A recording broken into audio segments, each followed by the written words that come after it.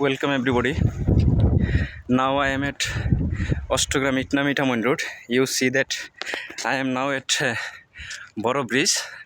It is also called Batshala Bridge.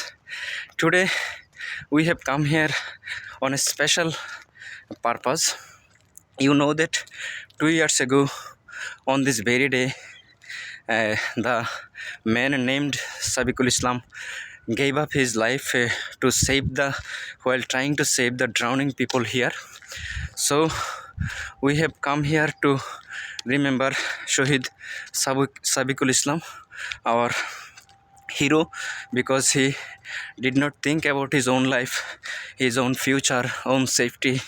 He jumped into the river and saved the people, but he did not come to the shore due to the current, strong current, and he sacrificed his life. So some big-hearted person of our locality have organized this event, and especially Tushar uncle. So I thank you very much for organizing this event to give us a chance to remember Shahid Sabiqul Islam.